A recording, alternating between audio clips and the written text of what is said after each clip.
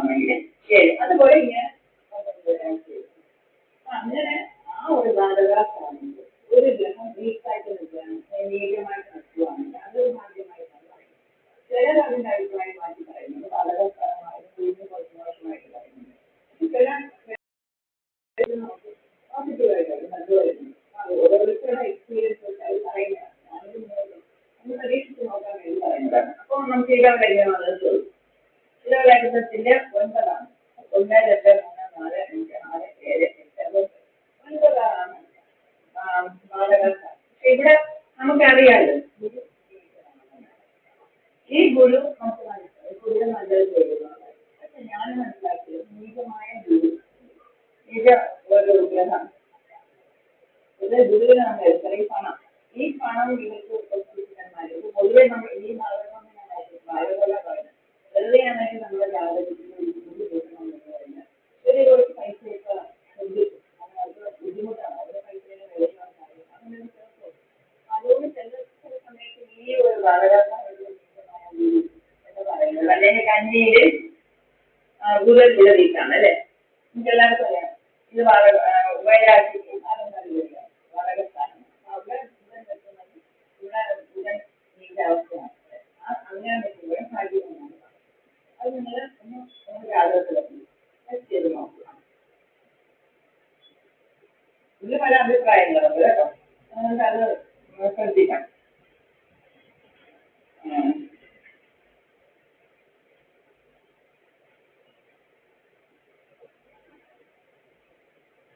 പിന്നെ അടുത്തത് കാലപുരുഷന്റെ 5ാം അധിപതി സൂര്യൻ. പൊതുവെ നമ്മൾ സൂര്യനെ പറയാം 5ാം അധിപതിയാണ്. പക്ഷെ നമുക്ക് സൂര്യൻ എന്ന് പറയാം. സൂര്യൻ ജലമായിട്ട് നിൽക്കുന്നതും നല്ലത്. ആ പ്രശസ്തി പിന്നെ അതായത് നമുക്ക് സൂര്യൻ എന്ന് പറയുന്നത് നമുക്കൊരു വെളിച്ചം തരുന്നതാണ്, നമ്മളെ വെളിയിലോട്ട് എടുത്ത് കാണിക്കുന്നതാണ്, പുകഴ് തരുന്നതാണ്.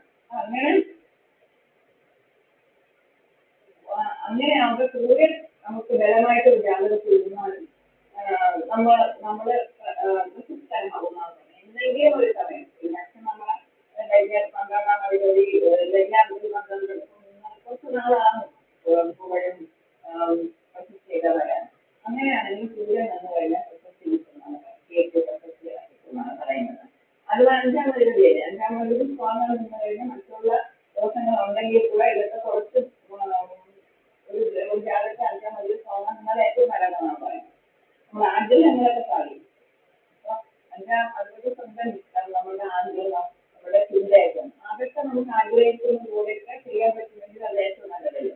നമ്മുടെ ഇഷ്ടത്തിൽ ജീവിക്കാൻ പറ്റുന്നുണ്ട് അല്ലേ? നമുക്ക് എന്തെങ്കിലും ആഗ്രഹിക്കുന്നു അതനുസരിച്ച് ജീവിക്കാനും പറ്റും. അപ്പൊ അത് ഒരു ബലം തന്നെ. അതുപോലെ ഈ ബലങ്ങളൊക്കെ പറയുന്നത് ദിഗ്ബലം കൂടെ ചേർക്കണം കേട്ടോ. ഞാൻ ഈ ഓരോ ബലങ്ങൾ പറഞ്ഞില്ലേ, അതനുസരിച്ച് ദിഗ്ബലം കൂടെ വന്നു കഴിഞ്ഞാൽ നല്ല സ്ട്രോങ് ആണ്. അപ്പൊ ഇവിടെ സൂര്യൻ നിൽക്കുമ്പോഴത്തേക്കും അതുപോലെ 5ാം അധിപതിയുടെ സൂര്യൻ നിന്നാലും ശരി അതും തുണയാണ്. അങ്ങനെ ആകുമ്പോൾ ഇവർക്ക് രോഗം അല്ലെങ്കിൽ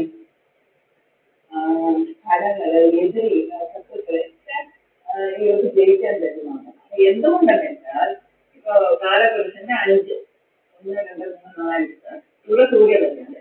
അപ്പൊ 6ന്റെ 12ാം സ്ഥാനമാണ് 5 എന്ന് പറയുന്നത്. നമ്മൾ ഈ ഭാവം അതിലെ 6ന്റെ 5 കൂടെ നോക്കണം. എങ്ങനെയാണ് ഓരോ ഭാവത്തിന്റെ ഇത് 5ന്റെ 2ആണെന്നും പറയാം. പക്ഷേ 6ന്റെ 12 എന്ന് പറയുമ്പോൾ 6ന് ഉള്ള കാര്യങ്ങളൊക്കെ മൈനസ് ആവുന്നതാണ്. വേഗം തരില്ല ആ കാര്യങ്ങൾക്ക് വേഗം വരും. 6നെ കൊണ്ട് എന്തൊക്കെ പറഞ്ഞാൽ രോഗം ഇങ്ങനെയൊക്കെ ഒരുപാട് കാര്യങ്ങൾ 6നെ കൊണ്ട് പറയുന്നത്. ഇതെല്ലാം അവർക്ക് സാധകമായിട്ട് പ്രയോജനകരം.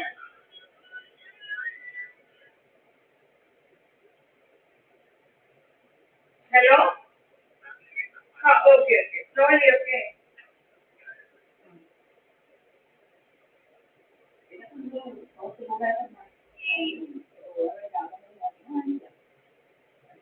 അടുത്തത് 3ാം ഭാവമാണ്.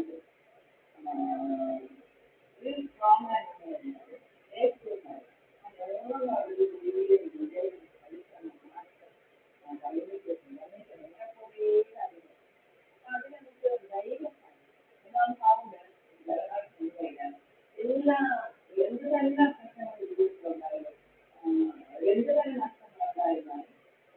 അവരുടെ സംസാരം കേട്ടാലിരിക്കും ഇതൊക്കെ ഞാൻ വീണ്ടും തിരിച്ചെടുക്കും അല്ലെങ്കിൽ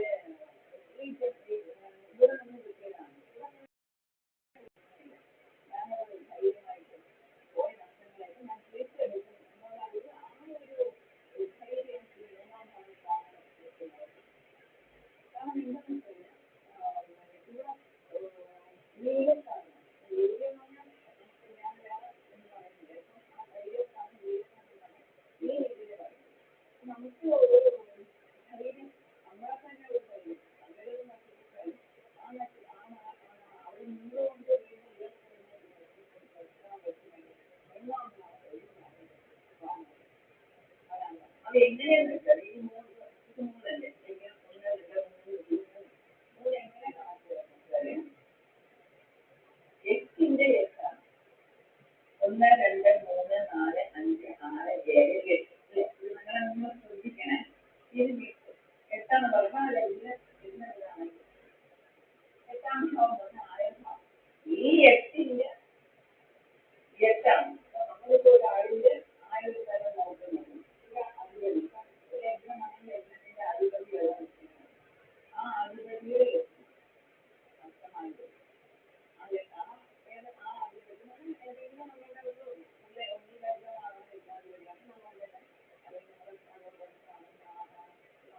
ഇങ്ങനെ ഓരോ കാര്യങ്ങളും അവരുടെ നഷ്ടമാണ് ആ ലഗ്നാധിപതി ജാതകത്തിൽ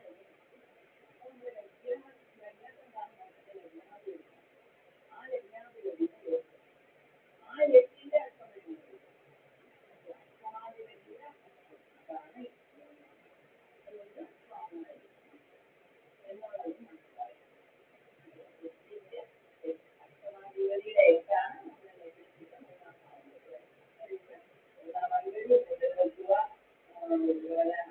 ഈ പറഞ്ഞ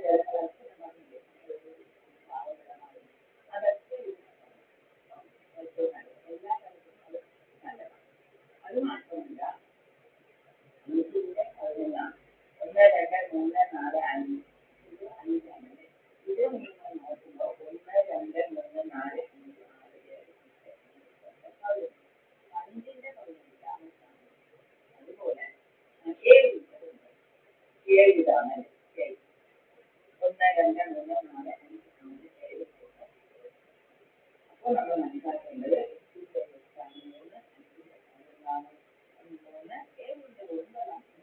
അതുപോലെ 15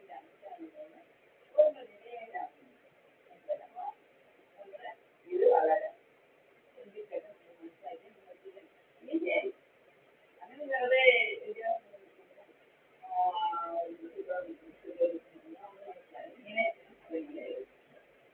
ഓക്കെ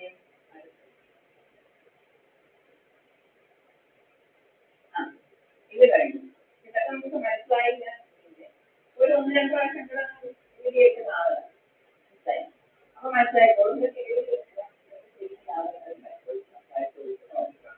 അടുത്തത് ലഗ്നം നേടാം ഇവിടെ ഒരു ഗ്രഹം